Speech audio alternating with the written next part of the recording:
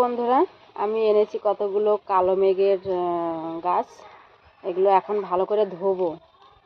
এগুলো ভালো করে ধুয়ে একটু জলটা ঝরে যাবে, তারপরে কুচাবো, কুচিয়ে এটা রোদ্দুর দেবো, শুকাবো, শুকিয়ে তারপরে ডাব্বা ভরে রেখে দেবো। কেন কালো মেঘের পাতা কিন্তু এটাকে চিরুতে বলে, যখন শুকিয়ে দোকানে বিক্রি হয় তখন এটাকে চিরুতে বলে।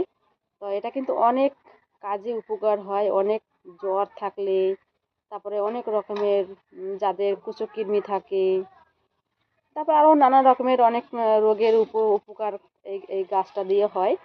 তো আমার বাড়ি আগে ছিল, তো যখন হতো তখন আর কি আমি ওগুলো কুচিয়ে কুচিয়ে মেশিনে গুঁড়ো করে রেখে দিয়েছি। তো এখন আবার আমি পেয়েছি এক জায়গায়, সেখান থেকে আসার সময় এটা নিয়ে এসেছি।